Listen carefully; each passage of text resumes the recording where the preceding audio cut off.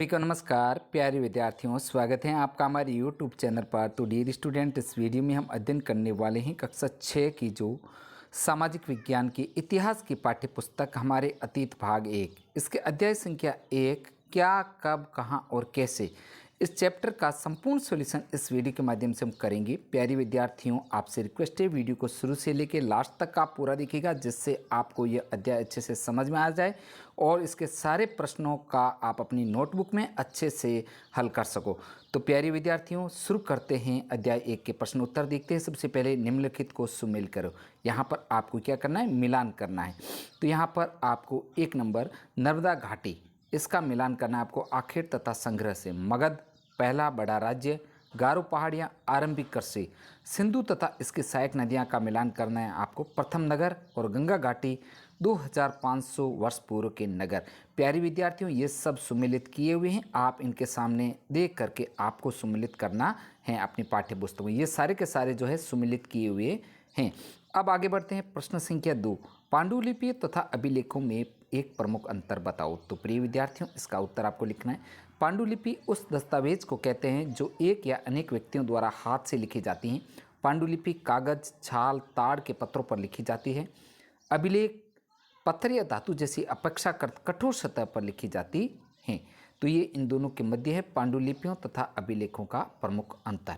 बढ़ते हैं आगे प्यारे बच्चों, आओ चर्चा करें। इसके तहत प्रश्न 3 को हम देखते हैं। रसीदा के प्रश्न को फिर से पढ़ो, इसके क्या उत्तर हो सकते हैं। तो प्यारे विद्यार्थियों, इसके प्रश्न 3 का आंसर आपको लिखना है। एक दिन पहले क्या हुआ, इसके बारे में टीवी पर देख सकते हैं, रेडियो पर सुन सकते हैं। कुछ साल पहले क्या हुआ, जो व्यक्ति जीवित हैं उनसे जान सकते हैं। और 100 वर्षों पहले क्या हुआ, इसके बारे में जानने के लिए हम कई तरीके अपना सकते हैं। इसके लिए भी लेखकों व्यक्तियों ने कई सारी चीज़ें एकत्रित की हुई, जिनके बारे में हम एकत्रित किए हुए पांडुलिपि, अभिलेख, किताबों, चित्रों, मूर्तियाँ, इन सब से हमें अच्छे से जानकारी प्राप्त हो सकती है। तो प्यारे विद्यार्थियों, अब बढ़ते हैं आगे। प्रश्न संख्या 4, पुरातत्वविदों द्वारा पाई जाने वाली सभी वस्तुओं की एक सूची बनाओ। इनमें से कौन सी वस्तुएं पत्थर की बनी हो सकती हैं। तो प्यारे बच्चों, इसका आंसर देख लेते हैं कि पुरातत्वविदों द्वारा की जाने वाली सभी वस्तुएं, अब जैसे सिक्के हैं, हथियार हैं, आभूषण, चित्र, मूर्तियाँ, ईंटों से बनी इमारतों के अवशेष। अब इनमें से पत्थर से बनी हुई वस्तुओं की आपको छंटनी करते हैं, जैसे इमारतें, मूर्तियां तथा औजार, ये चीज़ें पत्थर से बनी हुई। बढ़ते हैं आगे प्यारे बच्चों, प्रश्न 5 को देखते हैं। साधारण स्त्री तथा पुरुष अपने कार्यों का विवरण क्यों नहीं रखते थे, इसके बारे में तुम क्या सोचती हो।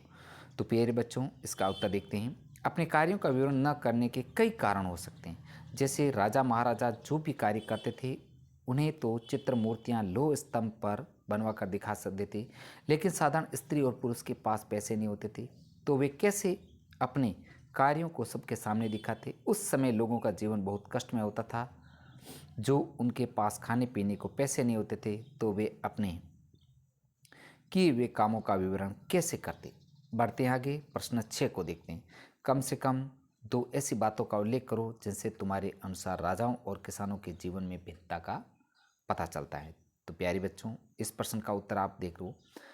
राजाओं का जीवन बिना किसी कठिनाई के चलता था। उन्हें तो हर चीज़ तैयार मिलती थी, किसी चीज़ के लिए परेशानी नहीं होती थी। लेकिन किसानों का जीवन कष्टदायी होता था।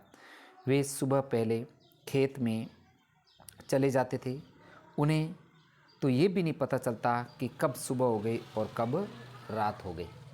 बढ़ते हैं आगे प्यारे बच्चों, इसका 2 नंबर पॉइंट देखते हैं कि राजाओं का काम अपनी सेना को संभालना, अपनी प्रजा का नेतृत्व करना होता था और आराम से जीवन व्यतीत होता था, जबकि किसानों का जीवन सिर्फ खेती में चला जाता था। आगे बढ़ते हैं, आओ करके देखें। इसके तहत प्रश्न 7 को देखते हैं। प्रश्न 1 पर शिल्पकार शब्द का पता लगाओ। आज प्रचलित कम से कम 5 भिन्न भिन्न शिल्पों की सूची बनाओ। क्या ये शिल्पकार स्त्री, पुरुष, स्त्री तथा पुरुष दोनों होते हैं। तो प्यारे बच्चों, इसका आंसर जैसे देख लो, यहाँ पर शिल्प के बारे में लिखा हुआ है, जैसे हस्तशिल्प, भवन शिल्प, मूर्ति शिल्प, काष्ठ शिल्प, चर्म शिल्प। अब यहाँ पर जैसे भवन शिल्प पुरुष होते थे, काष्ठ शिल्प पुरुष होते थे और चर्म शिल्प में पुरुष होते थे।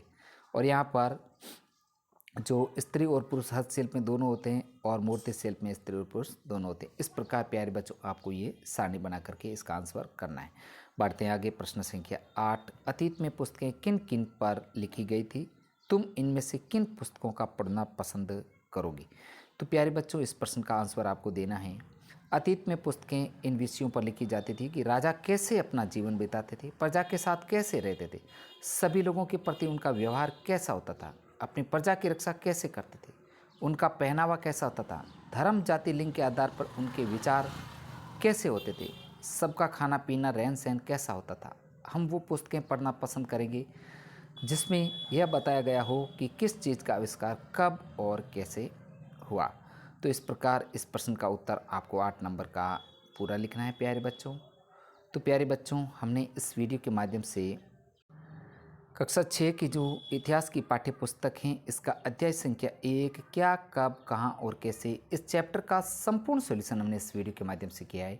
प्लीज़ विद्यार्थियों आपसे रिक्वेस्ट है वीडियो को ज़्यादा से ज़्यादा लाइक तथा शेयर जरूर कीजिएगा। साथियों आपको कक्षा 6 के संपूर्ण विषयों के जो है वीडियो मेरे चैनल की प्लेलिस्ट में एक साथ आपको मिल जाएंगे, वहाँ पर जाकर के आप उनका एक साथ अध्ययन भी कर सकते हैं। प्रिय विद्यार्थियों आज का वीडियो इतना ही, मिलते हैं नेक्स्ट वीडियो के साथ में। वीडियो देखने के लिए आपका धन्यवाद।